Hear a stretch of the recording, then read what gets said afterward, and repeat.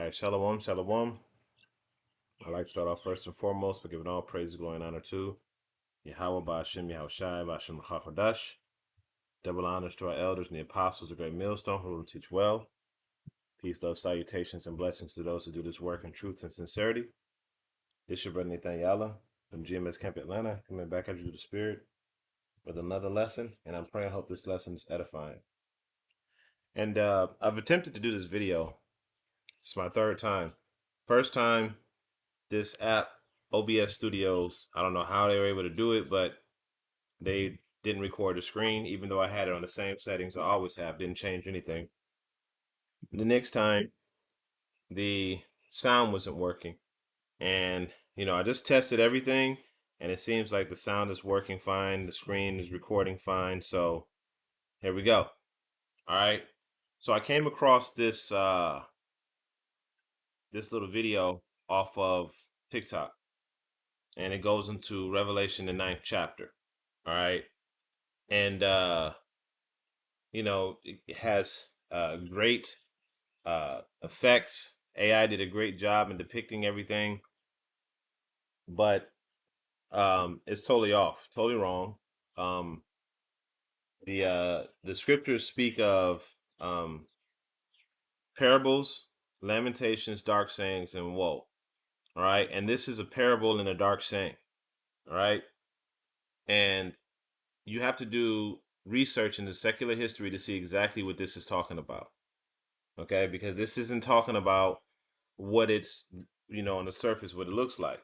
Because remember, as the scriptures say, 1 second, let me find my.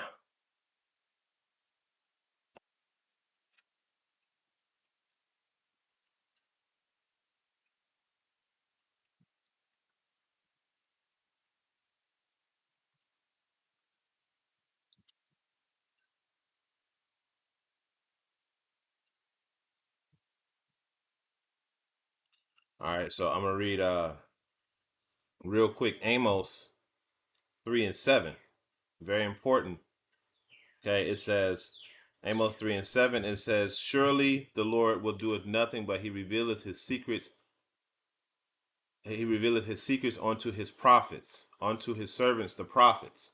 Okay, so the Lord, he don't deal with y'all heathens. He don't deal with y'all 2/3 and y'all breakdowns. But it's very important for us men in the Lord to know these breakdowns, to be able to go into it because of reasons as such, because of the fact that you're going to get stuff like this and people are going to be drawn to it.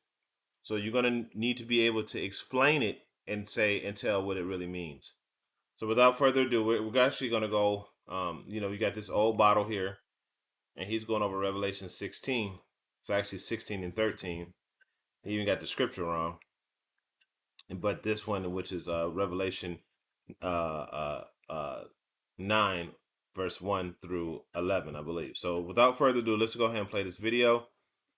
Lord willing, everything plays all the way through this time. And the fifth angel sounded, and I saw a star fall from heaven unto the earth. And to him was given the key of the bottomless pit. And he opened the bottomless pit. And there arose a smoke out of the pit, as the smoke of a great furnace. And the sun and the air were darkened by reason of the smoke of the pit. And there came out of the smoke locusts upon the earth, and unto them was given power, as the scorpions of the earth have power. And it was commanded them that they should not hurt the grass of the earth, neither any green thing, neither any tree, but only those men which have not the seal of God in their foreheads. And to them it was given that they should not kill them, but that they should be tormented 5 months. And their torment was as the torment of a scorpion when he striketh a man. And in those days shall men seek death, and shall not find it, and shall desire to die, and death shall flee from them. And the shapes of the locusts were like unto horses prepared unto battle, and on their heads were, as it were, crowns like gold. And their faces were as the faces of men, and they had hair as the hair of women. And their teeth were as the teeth of lions. And they had breastplates, as it were, breastplates of iron. And the sound of their wings was as the sound of chariots of many horses running to battle. And they had tails like unto scorpions, and there were stings in their tails, and their power was to hurt men 5 months. And they had a king over them, which is the angel of the bottomless pit, whose name in the Hebrew tongue is Abaddon, but in the Greek tongue hath his name Apollyon.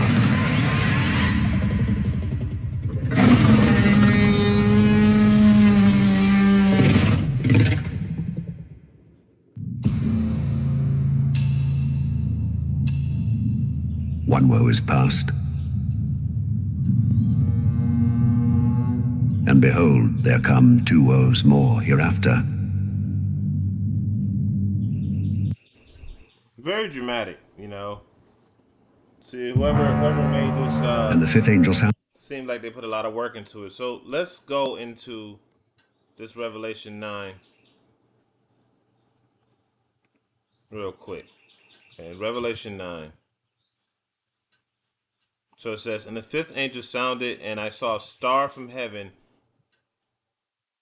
a star fall from heaven onto the earth, and to him was given the key of the bottomless pit. Now, contextually, how could a star be given a key to the bottomless pit? And how could a star be a he?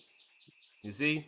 So right there, you understand that the star is not talking about a meteor or anything like that, or even an angelic being. It's speaking of something else. All right. So let's go here to the Edom, the Strong's Concordance, and let's go to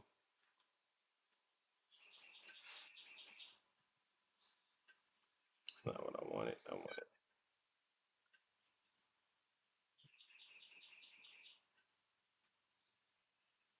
Here we go. Slacking. Star, right?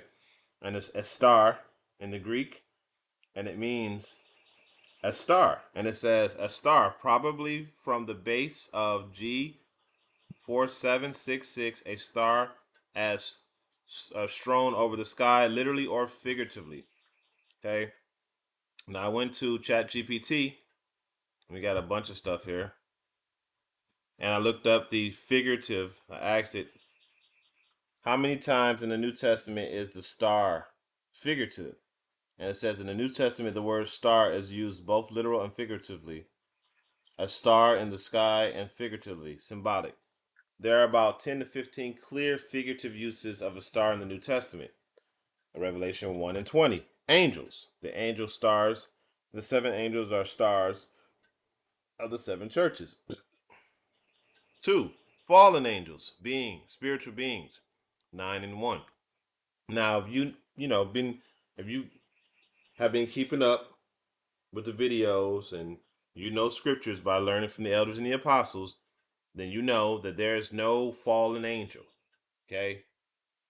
There is no uh war in heaven, and then the Lord Yahweh banished the angels to the earth to torment men. That did not happen. As a matter of fact, the war in heaven has not happened yet. Okay? That's going to be happening in the midst of World War III. All right? So we can conclude that this is talking about a messenger. All right? So there was a messenger. Now it says, and it was given the key to the bottomless pit. So let's go back and let's go to bottomless. And it's abusos, and it means bottomless, unbounded, the abyss, the pit, an immeasurable depth. Okay?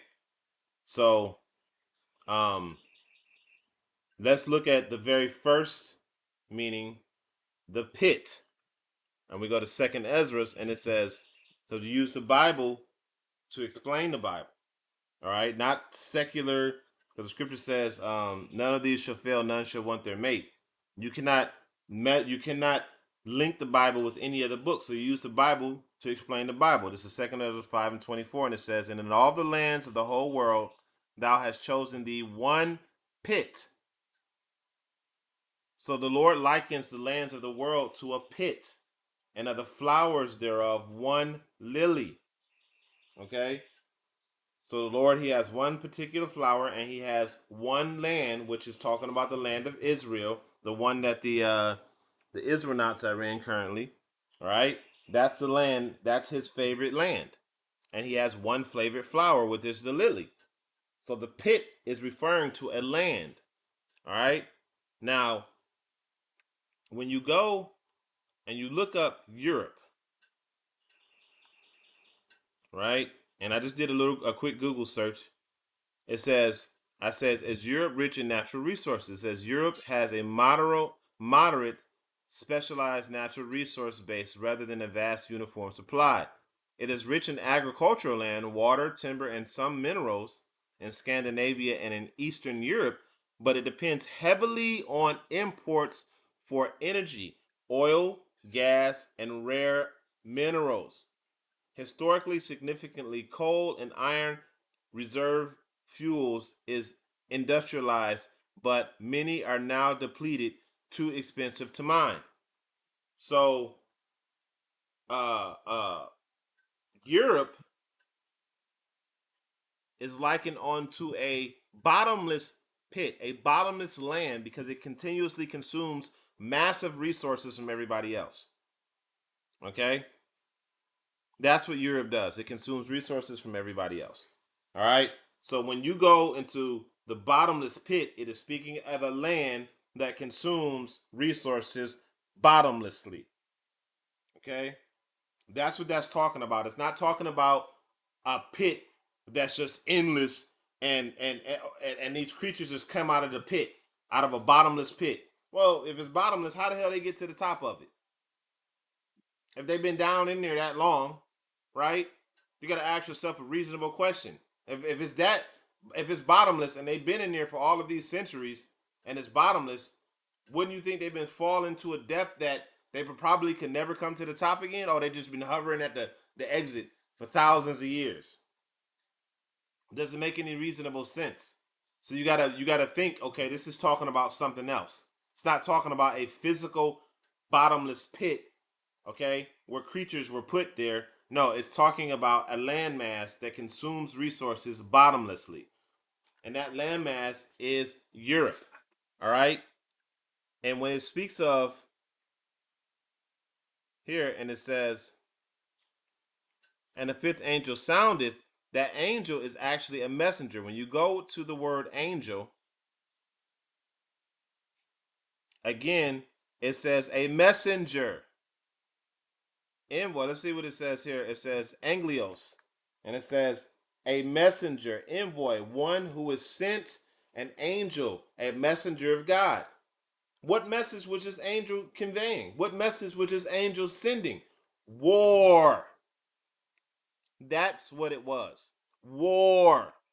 As we will go on into this, as we go into this lesson, it's war. That's the message that this angel was conveying. War.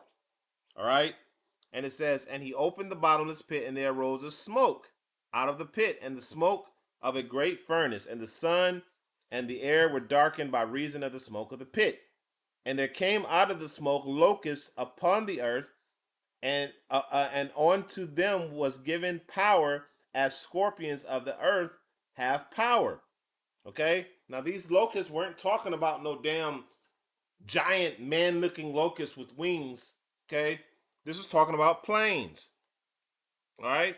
So when you go here, John the Revelator didn't understand what it was that he was seeing, so he described it as best as he could. Now, if you look at these planes, right, like this picture here, you see that these planes, if it'll come up, Let's just go back. Yeah, here it is. When they were in the skies together, it looked like locusts. Okay, it looked like you got the landing gear, which is the feet. You got the tail and the wings. It looked like locusts. Okay, so John the Revelator thought that he was seeing giant locusts in the sky. Okay, and then he started to see the Lord kind of gave him kind of like an up close view of what was happening on these things. So let's continue on to Revelation, and it says, "And it was commanded of them that they should not hurt the grass of the earth, neither any green thing, neither any tree, but only those men which have not the seal of Yahweh in their foreheads." Okay, which means that, okay, why was he told? It was given a specific order not to hurt the men that had the seal of Yahweh on their forehead. What about all the other men? Okay, the other men these were men that were destined to birth the men of the Lord through your great grandparents, your grandparents, you know, because when this happened, the men of the Lord that was the ones that was to preach, to come onto the scene and preach the downfall of Babylon and preach the coming of the kingdom of heaven, they weren't born yet. So if you killed off their great grandparents, then those men that needed to be born to preach this word would never been born. Okay? So those men had a seal on them. Okay? The men that were destined to lay seed in women to bring forth the men of the Lord. Okay? This is why this is a dark saying and a parable, because you need to understand what they're talking about and who they're talking to. All right? Like I said, the Lord revealed Amos 3 and 7. The Lord revealeth his secrets unto the prophets. All right? And it says, and to them it was given that they should not kill them, but they should be tormented 5 months, and their torment was a torment of scorpions when he striketh a man. Now, the 5 months is talking about World War One lasted. This is just it's speaking of a period of time. It could be a little less, could be a little bit more, but it's taking a period of time, roughly 5 years. And it says the war lasted 4 years and 3 months and 14 days. So it took 4 years going into the 5th year. Okay? So it's 4 years going into the 5th year. And then the war ended, beginning on July 28th, 1914, and ending with the armistice on November 11th, 1918. The conflict was fought between Allied powers and Central powers, resulting in over 6 million deaths and a major geopolitical change across Europe. Remember, we talked about the bottomless pit, and the bottomless pit was Europe. You see how there's so many different references to Europe that this war was fought? You see? So let's continue on.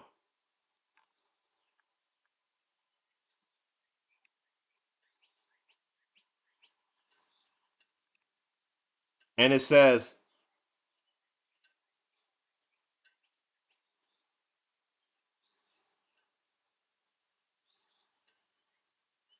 verse 6, it says, in those days they shall seek death and shall not find it, and shall desire to die, and death shall flee from them.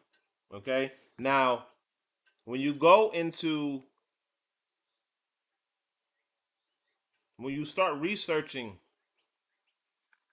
how were the injured treated in World War One, it says injured soldiers in World War One were treated through a system involved rapidly during the war, but often was brutal, rash, and limited by medical knowledge of the time.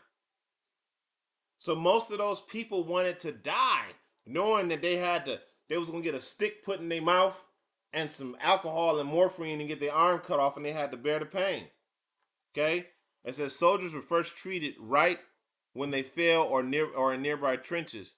Often unarmed soldiers risked their lives to carry the wounded out of no man's land. Basic care included bandaging wounds, applying tourniquets to stop the bleeding, giving morphine for pain.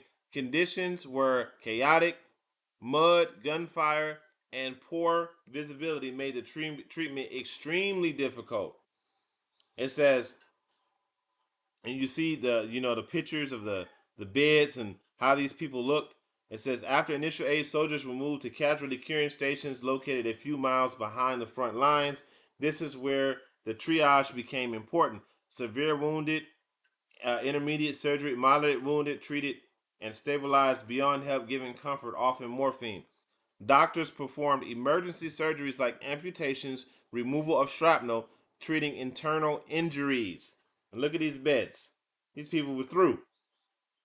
Through. They wanted to die, but they couldn't die. They would have rather die than go through the pain, which would have been a much better way to go. It would have been much better for them to go just die and get up out of this place than go through all of that pain that they had went through. So that's what it means when they said they would seek death and will not find it. It says once stabilized, soldiers were transported often to a hospital trains or ships to large hospitals for the front. They had received long-term care, infection treatment, physical recovery, and rehabilitation. It says infections, no antibiotics like penicillin yet. Wounds often became infected, gangrene, amputation, trench foot caused by consistent wet conditions could lead to severe tissue damage or amputation. Gas attacks, mustard gas caused burns, blindness, lung damage, shell shock, psychological trauma from consistent bombardment, symptoms, shaking, paralysis, anxiety. It says medical advances from World War I developed triage systems still used to this day, better ambulance and evacuation systems, early form of plastic surgery, improved infection and infection control methods. Bottom line, treatment in World War I followed a chain of battlefield, clearing station, base, hospital. Okay, listen to this. It saved many lives compared to earlier wars where thousands died from wounds that were treatable today. Okay, so most of those people wanted to die and they could not die. Now I went down here. How did they treat pain? Morphine, the main painkiller. Okay, and it says most important pain treatment was morphine given by injection. Severe wounds, amputations to soldiers that were dying. Downside: cause slow breathing, risk of addiction. So they were all through. And it says alcohol, like rum, brandy, was sometimes used to dull the pain, calm nerves. Not very effective for serious injuries, but better than nothing. All right. So chloroform, ether, you see that? So ether. I mean, so you see that these people were in torment at that time. All right. So that's what it meant that they were seeking death and death would not find them. They eventually died, but they wasn't dying during the time of the war the way that they wanted to. All right. So let's go back. Now we're going to go about the stings in their tails. First, let me read on a little bit. And it says, and the shapes of the locusts were like horses prepared unto battle, and on their heads were as it were crowns like gold, and their faces were like the faces of men, and they had hair like the hair of the women, and the teeth were the teeth of lions, and they had breastplates, and it was like breastplates of iron, and the sound of their wings was like the sound of many chariot horse running to battle. Okay, now let's go here. Now let's look at this.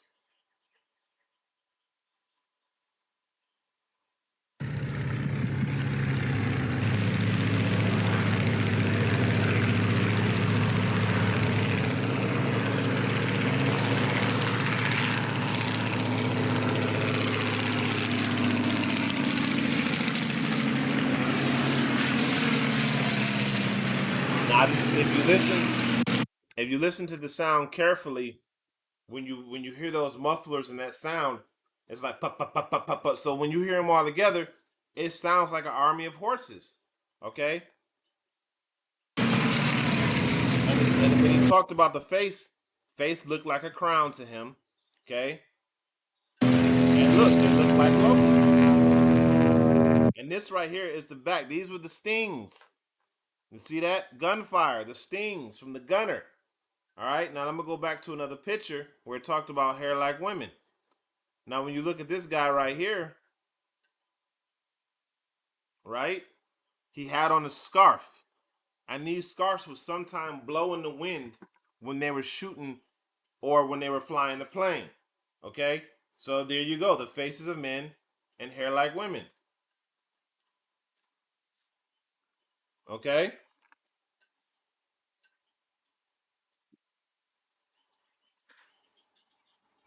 so it's very it's I mean, if you go and you do your research, you can see the direct correlation between what John the Revelator was talking about and what you're seeing right here.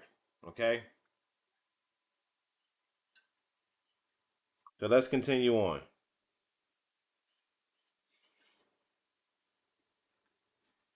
And it says, and the tails, and they had tails like unto scorpions, and their stings were in their tails. We just saw the gunner, right? You want to see it again? Let's go back.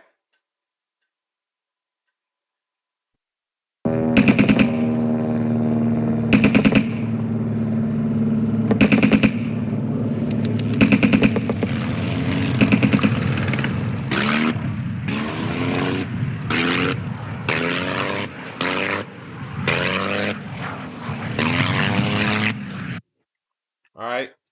So we see that. We heard the sound. We see how when there's a bunch of them in the air, they look like locusts. And we also see that the stings, okay, and the hair like women. All right.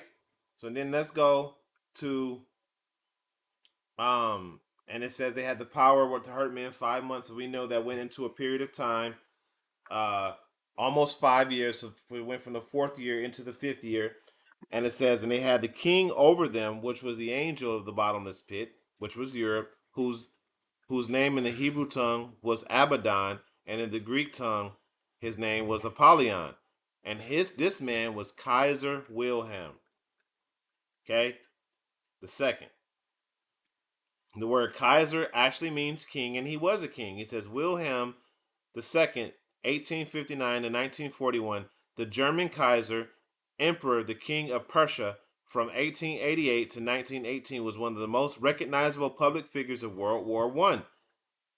1914 to the 18. He gained his reputation as a swaggering militarist through his speeches, and his ill-advised newspaper interviews. While Wilhelm did not actively speak war, he tried to hold his servants to hold back his generals from mobilizing the German army in the summer of 1914. His verbal outbursts and his open employment of the title Supreme Warlord helped bolster the case of who blamed him for the conflict. So he was blamed for the conflict, but when you go into other accounts, it talks about how he caused it. Right here, it says Kaiser Wilhelm was the Emperor of Germany, the King of Prussia from 1888 to 1918, serving as a key, often polarizing figure during World War One. His aggressive foreign policy, reliance on military and culture blank check supported Austria-Hungary in July 1914, helped ignite the conflict. So he was the one who started it. He was the king. Okay? So there you go. That was the king of the bottom. That was the king of the locusts. Okay? The one that reigned over the bottomless pit. All right? So there it is. It's all explained. So it wasn't no damn angel that came down and opened up a pit and then the ground cracked open and all of a sudden these creatures came out. No, this is a dark saying, okay? All right, and then here's the key to end it. It says, one woe is past. Behold, there are two woes more hereafter. And what is that speaking of? Let's go to this word woe. It says, alas, woe. All right. But we all know Oahi, and we all know that woe is talking about war. World War One, World War Two, and World War Three. And World War Three is to come because we had World War One and World War Two already. All right. And that's the third woe. So there you have it. All right. So now that we got that, let's see if we're still recording because this thing likes to cut me off. All right, so now that we got that taken care of, let's go ahead and move on to the next point. which was this guy here. So let's listen to this guy. You see, the three spirits that the dragon spewed out of his mouth like frogs is Christianity, Islam, and the Catholics.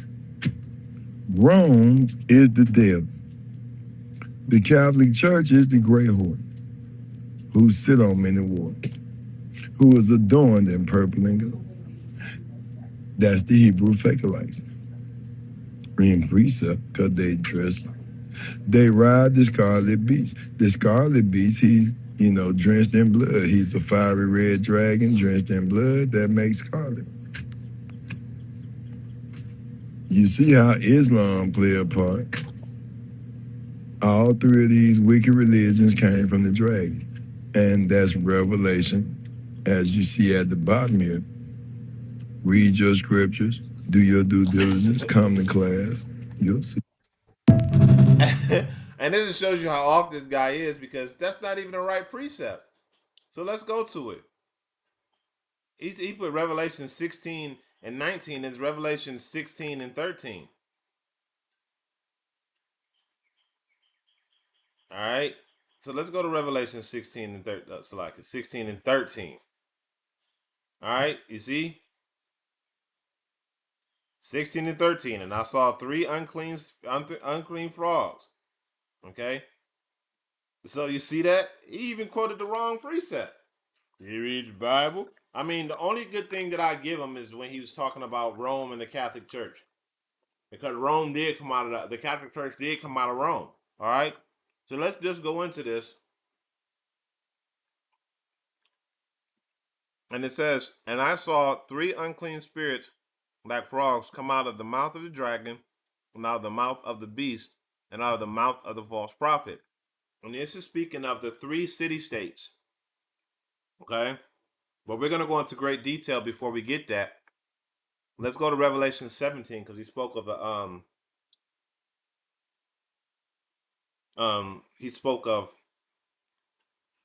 whole bunch of stuff about the great whore, and it says, this is Revelation 7 and 4, and it says, and the woman which was arrayed in purple and scarlet color, and decked in gold and precious stones and pearls, having a golden cup in her hand full of abominations of her fornication. It's talking about a woman, man. And I know you're talking about the scarlet colored beast, but that was Rome. All right, and we're going to get into that. And upon her forehead was a name written, Mystery Babylon the Great, the mother of harlots and the abomination of the earth. And I saw the woman drunken with the blood of the saints and the blood of the Demetrius of Yahushai. And I saw and wondered with great admiration. Okay? And I'm going to skip down to verse 8, and it says, the beast which thou sawest and is not and shall ascend out of the bottomless pit and go into perdition. And that's just talking about America. Because as soon as America came into power, America started to fall. And they dwell upon the earth shall wonder, whose name is not written in the book of life from the foundation of the world. Okay? And when they behold the beast that was and is not and yet is, and that's talking about the beast, the Roman Empire, which was the dragon, okay? And is not means that the Roman Empire fell, and yet is the revival of the Roman Empire through the British Empire called America. Okay? Now it says, and here is the mind which have wisdom. The seven heads are seven mountains which the woman sitteth. And the seven heads were Germaner Mater, Germaner Minor, Spans, France, Britain, Rome, and I think I said Spain, but Spain, France, Britain, Rome, Germaner Mater, and Germaner Minor. What's the last one?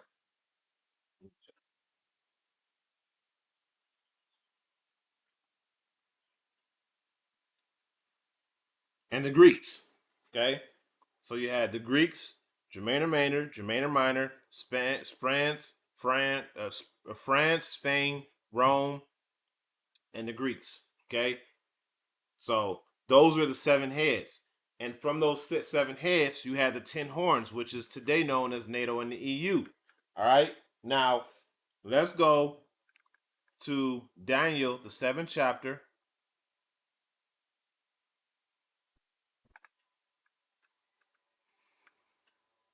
Daniel, the 7th chapter, round the 8th verse. And it says, "And I considered a horn, and behold, there came up among them another little horn, before whom were there 3 of the first horns plucked up by the roots." Okay. And I believe those 3 horns were Spain, France, and Britain. "Behold, in this were horns like the eyes of a man, a mouth speaking great things." And that's talking about America. Okay. And when you go into it, uh, at the time that John the Revelator was seeing this, Rome was in power. Okay.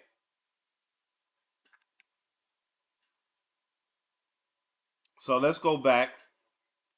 That we get that brief history on that.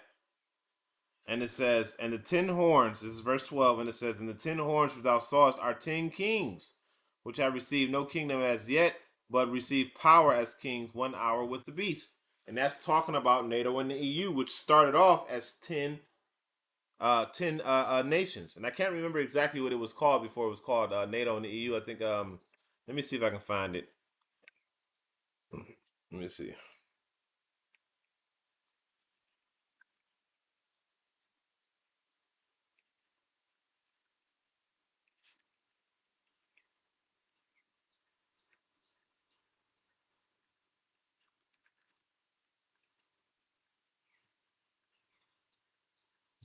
Yeah, it was called the North Atlantic Treaty Organization. That's what NATO was called before that. Before it was actually named NATO, and there were 10 nations that that started this treaty. Okay, all right. So he was correct when he said that the Catholic Church came out of Rome. All right, basically. So when we go here and we look at the origins of the Catholic Church, and just start at the top, it says, I asked it, I said, did the Catholic Church come from Rome? It says, yes, historically, what we now know as the Catholic Church is closely tied to Rome, but it's important to understand how it developed. Then we don't need to know all that at this point. We just need to know, for the point of this lesson, that the Catholic Church came from Rome. Okay, and Rome birthed Britain, and Britain birthed America. Hence the 3 frogs. Going back to our original Revelation 16, and I saw 3 unclean frogs come out of the mouth of the dragon. Okay, the dragon was Rome. Okay, the Roman Empire. The Roman Empire started off as a little snake, turned into a serpent, a dragon, started off a little serpent, turned into a big dragon, then a 7-headed dragon with 10 horns. That's what this thing eventually turned into. And it says, out of the mouth of the beast, out of the mouth of the false prophet. Okay, for there are, well, that was pretty much it on that. But those 3 unclean spirits are the Catholic Church, Catholicism, okay, because it is its own city state in the state of Italy, okay. So we can put that in. What are the 3 city states? Just so you can see what are the 3 city. What are the 3 city states? Okay, it says Singapore, Morocco, and the Vatican City. Okay, so Vatican City, right? And where is Vatican City?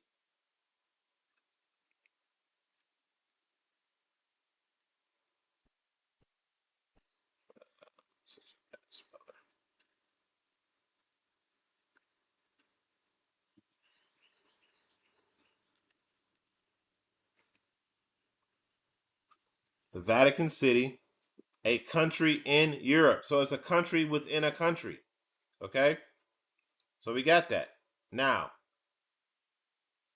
let's see, is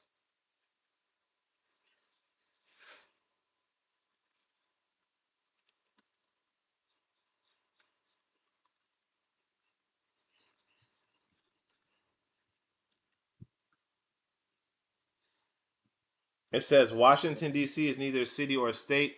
It is a federal district established by the U.S. Constitution. No, that's false. Washington, D.C. is a city-state.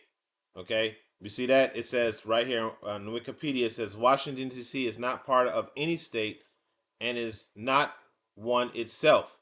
Okay? But when you go into it, and you can do the research, I'm just bringing it out. Okay? The Vatican is the spiritual arm. Washington, D.C. is the military arm. And London is the financial arm. Okay? And with those three together, they control the world. All right? So that's it. All right? And when he said, do your research, hey, you should listen to the elders and the prophets, man. You know, elders and the apostles, you know, that actually taught this. So, in closing, I pray that this was an edifying lesson.